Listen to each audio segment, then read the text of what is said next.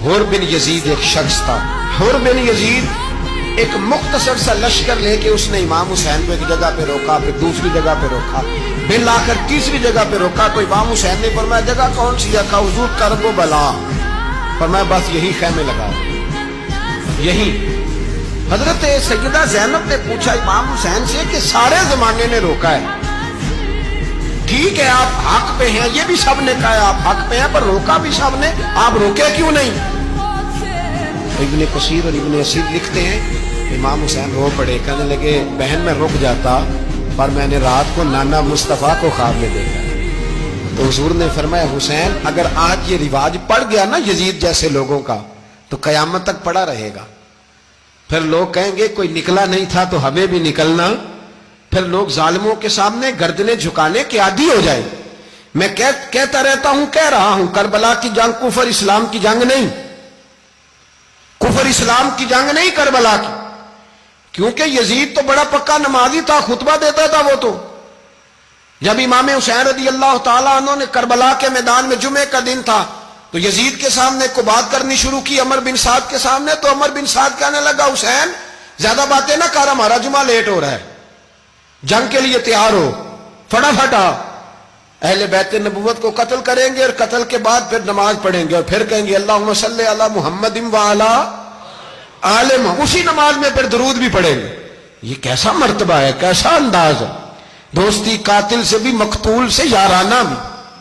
امام حسین نے حر بن یزید امام حسین سے کہنے لگا مجھے حکم ہے آپ کو روکنے کا, آپ آگے نہیں جا سکتے. امام صاحب نے فرمایا وجہ زمین اللہ کی ہے. اس نے کہا آپ بیعت نہیں کر رہے, یزید کی حالات آپ کے حق میں درست نہیں ہیں, آپ نہیں جائیں گے. امام روک گئے. ظہر کی نماز کا وقت ہوا تو حضرت علی اکبر امام حسین کے بڑے صاحبزادے انہوں نے اذان ظہر پڑھی تو حر بن یزید کے لشکر نے امام حسین کے پیچھے نماز ادا کی. کہا بھئی تم مقابلے میں آئے ہو, نماز پیچھے پڑھتے ہو؟ کہا حضور مقابلہ تو تلواروں سے کر رہے ہیں پر ہمارا دل تو مانتا ہے نا کہ مصطفیٰ کا نواسہ بڑی شان والا ہے. حر بن یزید نے 3 نمازیں لشکر سمیت امام حسین کے پیچھے پڑھی ہیں, 3 نمازیں, ظہر اثر اور مغرب. پھر امام حسین کے سامنے شرائط پیش کی کہ آپ کو یہاں گھیر لیا گیا ہے, یہاں آپ بیعت کریں گے, یہاں جنگ کریں گے, 2 ہی باتیں. امام حسین نے فرمایا نہیں بھائی بیعت تو میں نہیں کرتا, اس کے علاوہ تم جو کہتے ہو میں کرنے کو تیار ہوں. اس نے خط لکھا عبید اللہ ابن زیاد کو, ایک بندہ دوڑایا پیچھے کوفے, چند میل پہ کوفہ تھا. کہا وہ نہیں مان رہے, کیا کرنا ہے؟ تو حسین ابن علی ہے, میں زیادہ دیر انہیں روک بھی نہیں سکتا. انہوں نے پیغام دیا حر بن یزید کو کہ کرنا کچھ بھی نہیں, ان کا پانی بند کر دو, بلیک میل کرو, کھانا پانی نہیں ملے گا, چھوٹے چھوٹے بچے ہیں, خود ہی مان جائیں گے. حضرت امام علی مقام کے بارے میں حر کے پاس جب یہ پیغام آیا تو حر کہنے لگا میری طبیعت نہیں مانتی حسین پر پانی بند کروں, دل نہیں مانتا. جب یہ لفظ کہے نا دوبارہ تو پھر عبید اللہ ابن زیاد نے عمر بن سعد کو 10,000 آدمی دے کے بھیجا. کہا حر بن یزید لچک دکھا رہا ہے حسین کے حق میں. 3 دن تک پانی بند رہا. 9 محرم کو عمر بن سعد نے اور لوگ بلائے. شمر ایک بڑا سخت آدمی تھا, سنگ دل بدبخت, جس نے حضرت علی اصغر کے گلے پر تیر مارا تھا, وہ اور لشکر لے کے آیا. رات کو کہنے لگا امام حسین رضی اللہ تعالیٰ عنہ سے کہ بس بڑا ہو گیا, یہ 9-10 محرم کی درمیانی رات, یہاں آپ جنگ کریں گے یا آپ بیعت کریں گے, 2 ہی باتیں. امام حسین اندر گئے, سیدہ زینب سے مشورہ کیا, باہر آئے, فرمایا بات وہی ہے جو پہلے دن والی ہے. امام حسین رضی اللہ تعالیٰ عنہ نے فرمایا بھئی بیعت تو میں نہیں کرتا, باقی جو تمہارا پروگرام ہے. شمر اور ابن سعد کہنے لگے پھر جنگ کے لیے تیار ہو جائیں. کیا انداز ہے امام حسین کا. فرمانے لگے کل جنگ کروں گا, مجھے پتا تو ہے جنگ کا نتیجہ کیا نکلنا ہے, 1 رات مجھے دے دو تاکہ میں کھل کے اپنے رب کی عبادت تو کر لوں. حسین نے جانا ہے, مجھے پتا ہے کل رزلٹ 72 اور 22,000 کا کیا 1 رات مجھے دو, میں مالک سے راز نیاز تو کروں. میں گویا اس سے پوچھوں تو صحیح کہ مالک میرے والد بھی شہید ہیں, بھائی بھی شہید ہیں, نانا کو بھی دکھوں میں دیکھا ہے, تو اب میری باری ہے تو مالک میں حاضر ہوں, مجھے موقع تو دو.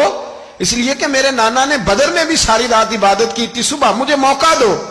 اور دنیا کا اصول ہے جب کوئی موقع مانگتا ہے تو دیا جاتا ہے. یہ دونوں کہنے لگے کوئی موقع نہیں. حر بن یزید پیچھے سے بولا, کہنے لگا نہیں بدتمیزی نہ کرو, حسین کو موقع دو, تمہیں دینا پڑے گا. موقع دیا. حر بن یزید نے پھر منت کی, کہا حضور آپ مہربانی کرے مان جائیں. فرمایا ماننے والا کھاتا کوئی نہیں. یہ بڑا مشکل. سورج چڑھا 10 محرم کا دن, جمعے کا وقت. جناب سیدنا امام حسین رضی اللہ تعالیٰ عنہ نے ریت پر سجدے کیے, لمبے سجدے, لمبی نماز. سورۃ الشمس کی آیات دوسری رکعت میں پڑھی تو سارا کربلا گونجنے لگا. کیا انداز تکلم تھا امام علی مقام کا.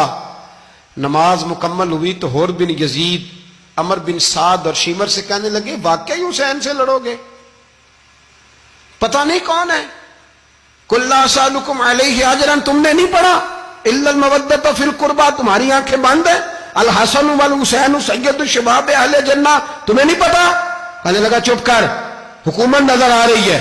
اور بن یزید کہنے لگے پھر میرا بھی فیصلہ سنو, مجھے حکومت نہیں چاہیے, مجھے جنت چاہیے. حکومت نہیں چاہیے. امام حسین کی پہلی فتح دیکھیں, حر بن یزید ایڑی لگا کے نا یزید کے لشکر سے نکل کے امام حسین کے لشکر میں شامل ہو گیا. اور پہلا شخص جس نے امام حسین کو روکا, امام حسین کے نام پر پہلا سر بھی اسی شخص نے کٹایا ہے. لیکن یزید کی قبر پہ لعنت بھی کوئی نہیں برساتا, اس کا محل تھا بہت بڑا.